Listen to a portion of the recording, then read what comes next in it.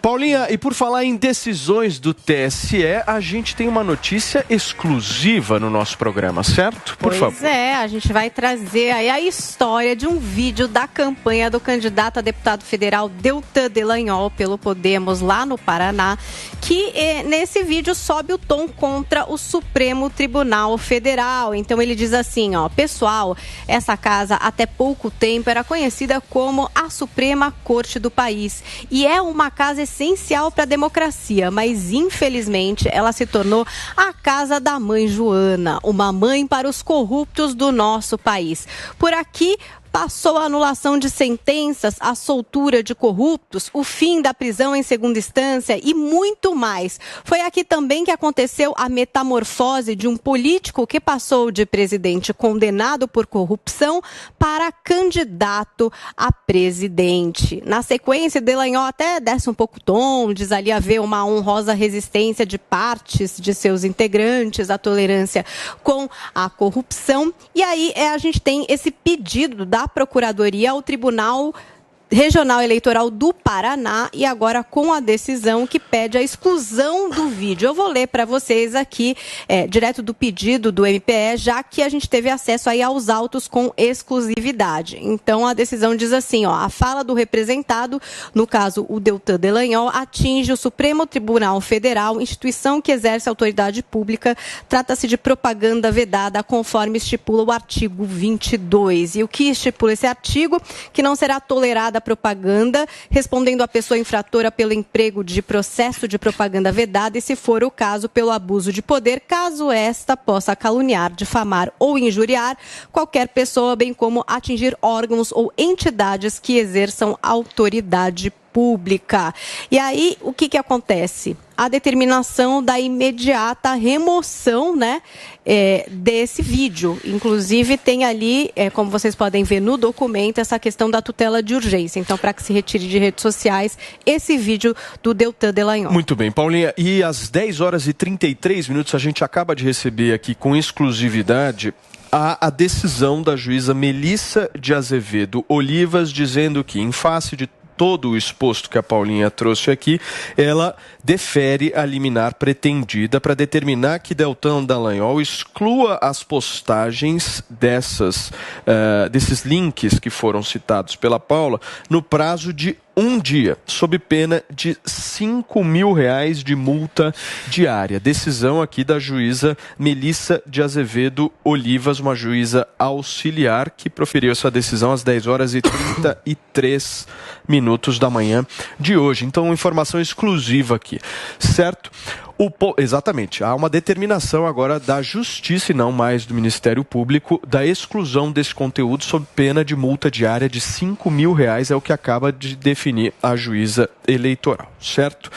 O meu ponto aqui que eu quero trazer em discussão é o seguinte: a fala do Deltan, eu vi o vídeo completo, é uma fala crítica, certo, ao Supremo Tribunal Federal.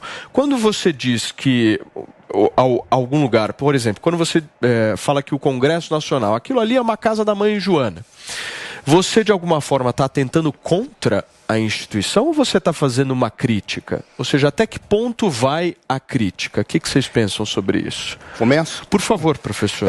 Primeiro, se nós vivemos numa democracia, a liberdade de expressão tem que ser absoluta. Algumas pessoas vão dizer assim, mas tem um limite para a liberdade de expressão. Eu digo, mas esse limite já está configurado nos crimes contra a honra, que basta que a pessoa responda perante a essa legislação que já está tipificada.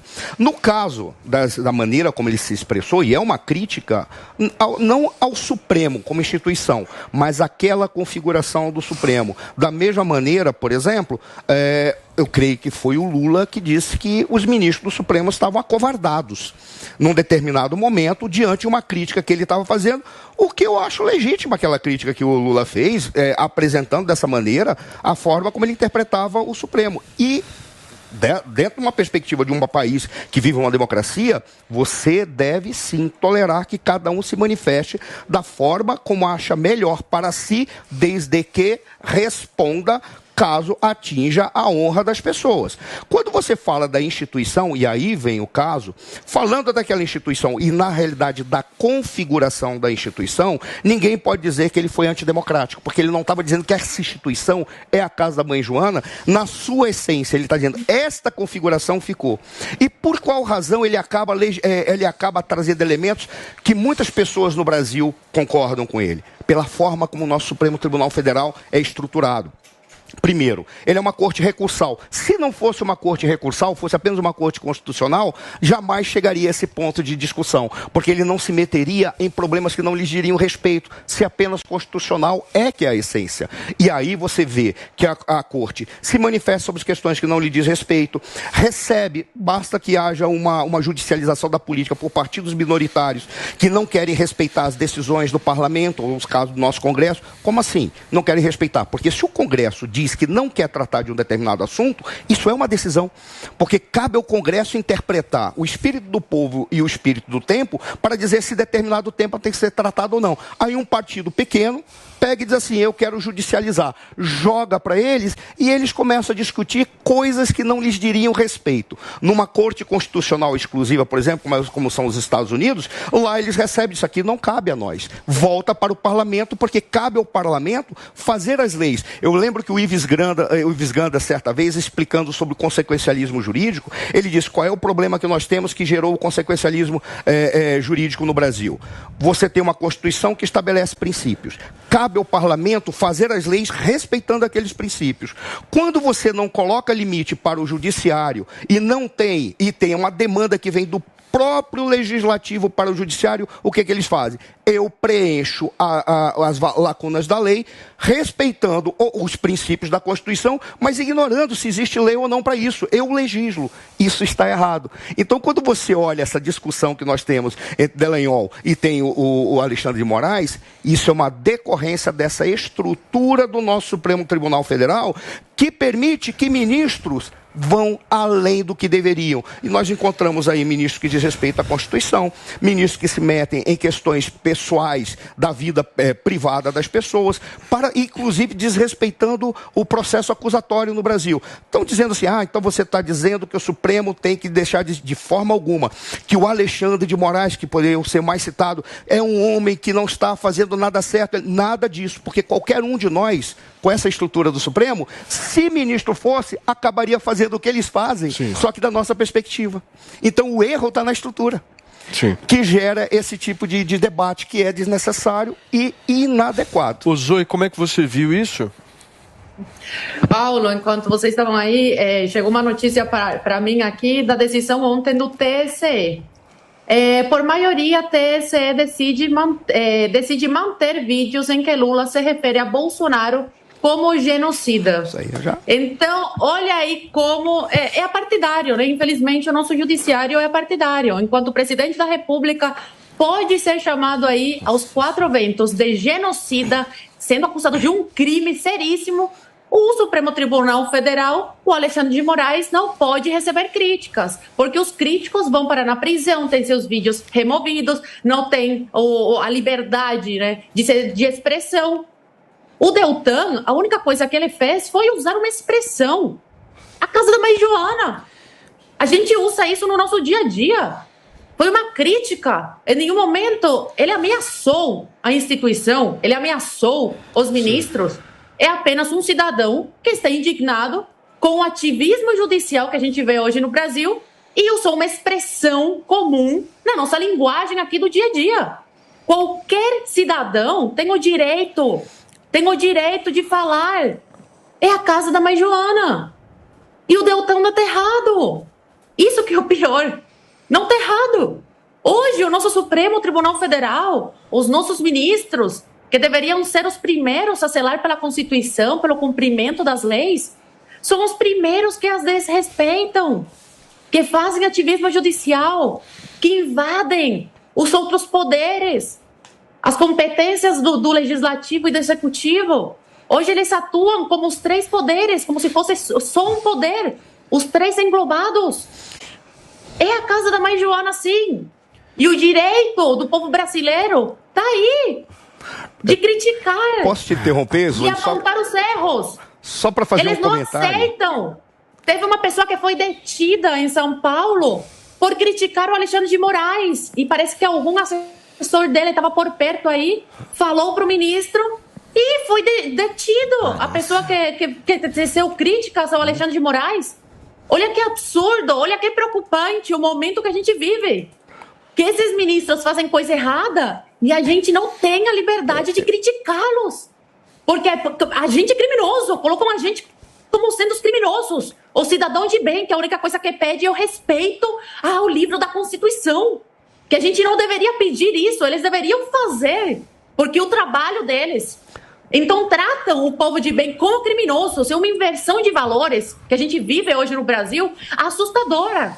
E que os representantes no Congresso não fazem nada. Por quê? Porque alguns, os que podem pautar isso, têm rabo preso.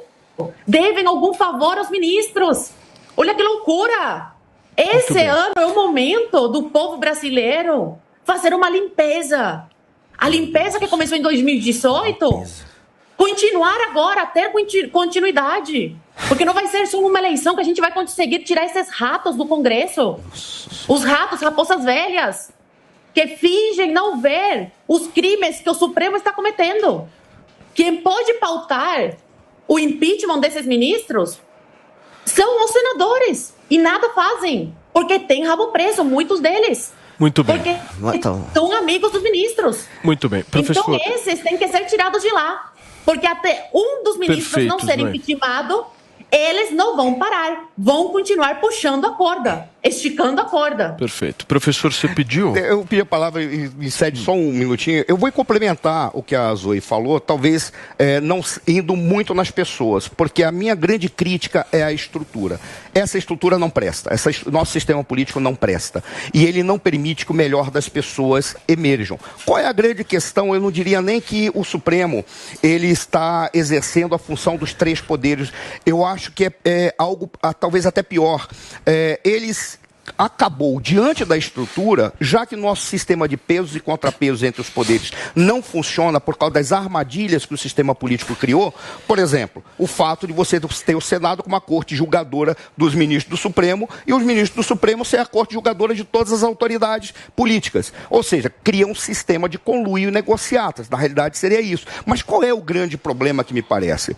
É que diante da desestruturação do sistema político, os Supremos se arvorou num quarto poder. Um poder que modera as relações entre os demais poderes, algo que nós não víamos desde o final do Império. E aí é que fica o problema. Por quê? Porque a lógica do quarto poder é que todos respondem a ele e ele não responde a ninguém. Por quê? Porque ele é o poder que modera a relação entre os demais. O fato de nosso sistema ter produzido essa distorção tão grande permitiu que os ministros pegassem e falassem, bom, então nesse caso eu não vou responder a ninguém e vou fazer que todos respondam a mim. Eu não estou dizendo que fazem isso porque são mau caráter. Não é isso. Estou dizendo que fazem isso porque o sistema é totalmente desestruturado. Esse sistema é que não presta. E aí nós temos essa falha. Aí você encontra uma personalidade como o Alexandre de Moraes, que é um cara de um comportamento duro. Ele é um cara imponente, ele é um cara que se impõe mesmo, é um cara que não discute muito, e ele vê todo esse poder dado nas suas mãos. O que ele faz? Eu sou o quarto poder e qualquer um vai ter que responder perante mim, eu não vou responder perante ninguém. Basta ver o desrespeito ao processo acusatório. Não é tão simples assim, né, professor? Porque se eles quiserem, eles podem retirar, inclusive por meio de impeachment, o Alexandre de Moraes, e se ele virasse um ditador, ninguém ia ter, ele não tem essa moral toda. É muito mais, eu prefiro ter como uma espécie de poder moderador, que de fato é essa discussão, o judiciário do que o exército, como que é o Bolsonaro, do que as armas. Não quer, Guga. Desculpa te interromper, eu não vou te derrubar mais por outra ocasião. Mas ele não quer, o Bolsonaro não quer isso, e nem os militares querem isso. Isso é algo que é divulgado, entendeu? Bem, ele nunca pediu por meio do artigo 142 o exército como poder moderador. É isso que você está dizendo. Não, mas olha que coisa curiosa. O artigo 142 é um artigo constitucional que diz o seguinte... Cada um interpreta de um jeito.